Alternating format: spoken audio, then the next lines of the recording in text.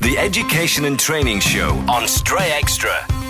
So we're joined once again in the studio this evening. In fact, I feel a little bit privileged to be here because I'm normally on another show, so it's nice to be on this show as well. But I'm joined by Sunbeams. I've got Kate and Shelley here today. Very warm welcome. Thank you To the show. It's not your first time. You're like pros now. It's nice to be back. So today we're going to be looking at the safeguarding of the children. So I was just wondering what kind of areas we're going to be looking at tonight to kind of tease ahead. Yeah, well, safeguarding is a relatively new term, actually, and some people may not be used to it, but basically it encompasses a lot of things, does safeguarding. It's taken over from the old child protection, which people used to be familiar with from Ofsted, and they may have heard of that phrase before. But it encompasses a lot of things. It is about keeping children safe, so it is about the environment.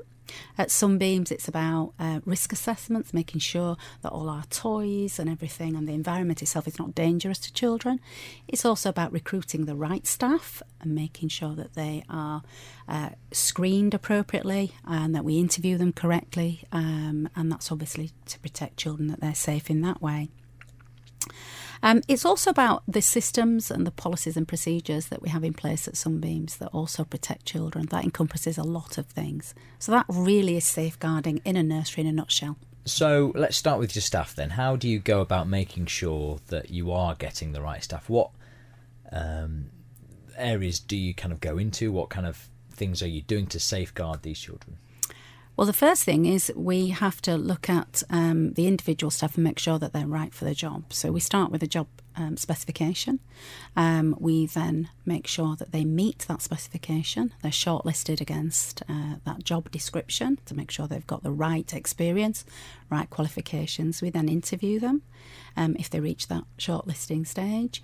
In the interview, they would be interviewed by a panel of people and scored, and then they would be seen working with children, and we would see what they're like working with children.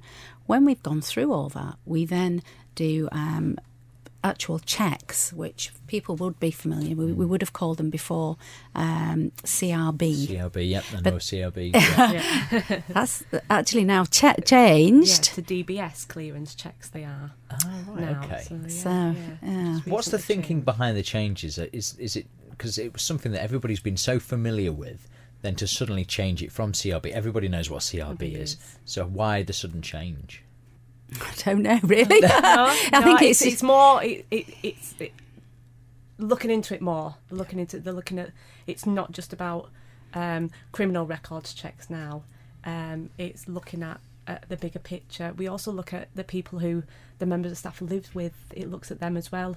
If they've got any criminal offences, cautions or anything like that, it actually disqualifies the member of staff from working with children if they actually live in the same household as someone that's got a caution. It's a much wider kind of net. Yeah. So even more protection for children. Absolutely, yeah, more protection. And at Sunbeams, they're not allowed to start working with children until all those checks are back in place, that we've cleared everything, that they've got the references back, that we've double checked through, everything is in place. So it is quite an extensive it's a real recruitment procedure that we have, and screening policy as well that we've got in place for them. And it's really going to put parents' mind at ease, knowing that their children are being looked after by somebody who's been so rigorously checked. And because parents as well, they won't be aware of all these checks that go on. No. They've heard of the word CRB, but some of them don't really know what it means. But it's so much more extensive now, and the things that we've got to do before we even look at employing the member of staff, it's just massive. So. But I think what I'd like to get across to parents as well is that's all very well, but those checks are only done on the day. What we must have and what we do have at Sunbeams is continually checking staff. So a rigorous look at their peer group, what's happening, whistleblowing, which is another term that people will be aware of, making sure that we constantly check their performance and their staff are appraised, they have performance objectives which they must meet, but we've got to be constantly vigilant against all our staff. Now, I know that sounds quite frightening for parents, but I don't want them to be frightened. I want them to be reassured that at Sunbeams that actually happens and happens on a regular basis. I think as a parent myself, it kind of that even makes me feel confident that you're doing this constant checks because of the kind of world we live in. Things do change all the time. They do. So to know that you are on top of it kind of rests your mind a little bit as a parent. Yeah. Also, we're talking about the environment as well, because it's not just the staff, is it the environment that you're children are in, how do you safeguard against things Well, happening? well, obviously, there you're thinking about accidents in young children. So risk assessments, that again is something else that people have heard of.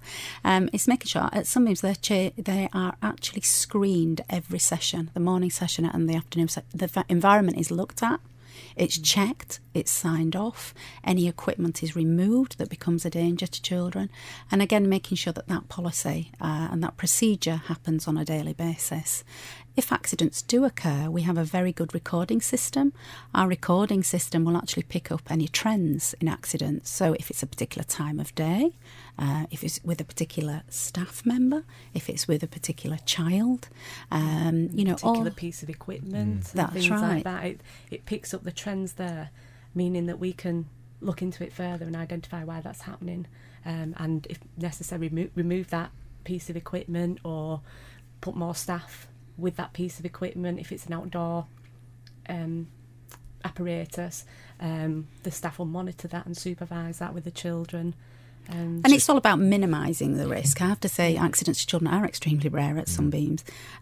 But if they should happen, the other thing as well is making sure that all our staff are paediatric first aid trained. Now, that is quite important and parents need to check that. I, as a managing director, am a paediatric first aid instructor. I'm a nurse by background and I went on to do further training. So I actually teach every single member of staff that comes to Sunbeams on paediatric first aid, and they do the advanced course. Now, in some settings, they only have one paediatric person on duty. We have everybody trained all the time. Yeah. Ofsted requirement states that one person should be within the setting at all times trained, but at Sunbeams we just go... You're going above and beyond there, you've got to. You've got to safeguard the children. We've got the most precious thing with us, your children. So, there's nothing more important than that.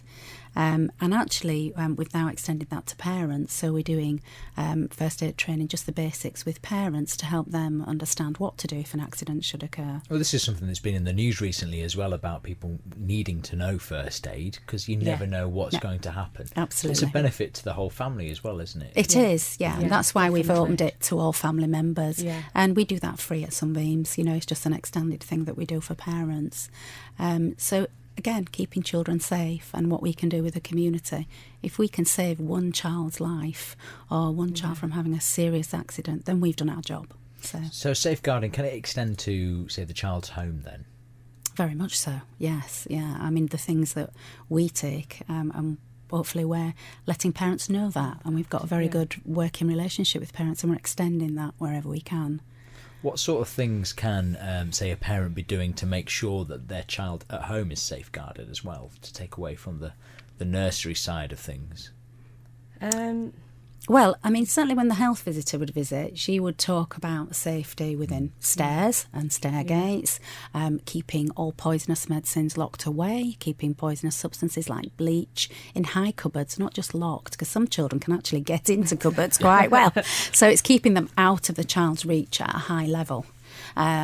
So it's accidents in the home. I mean, at Sunbeams, obviously all our substances are locked away, but certainly that applies in the home as well. So trip hazards, trips and falls over toys is quite common at home, where all toys, so getting the children to put away things after they've played with them, so you're reducing the trips and falls of accidents there.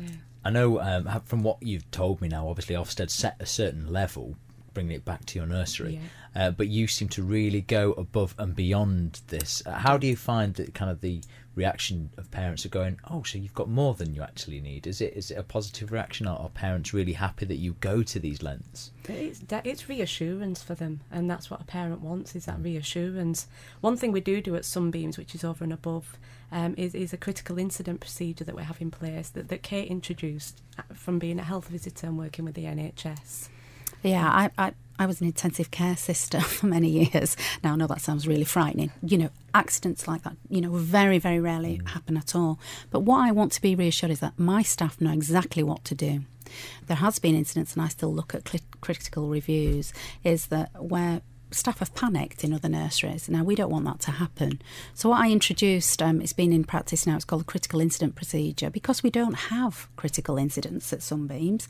we've still got to practice in case they do. So we have scenarios where the staff are given an emergency situation, like role play, and we watch how they respond. And they have to respond in a certain way in a certain time.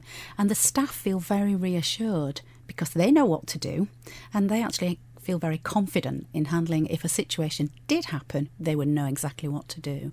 And so the critical incident procedure has been in place now. It's been highly commended by Ofsted. In fact, all of our safeguarding procedures have been highly commended, hence why we have outstanding practice, and that's rated by Ofsted.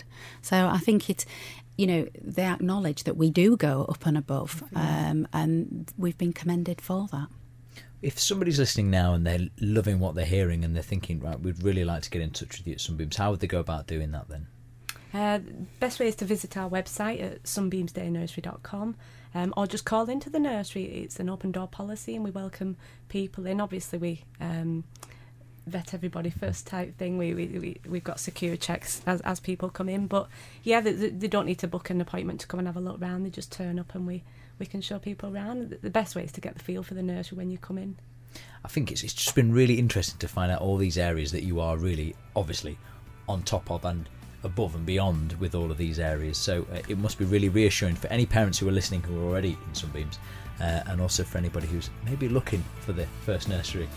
So thank you very much for coming in. Thank you. All about safeguarding today at Sunbeams. Thank you. Stray Extra.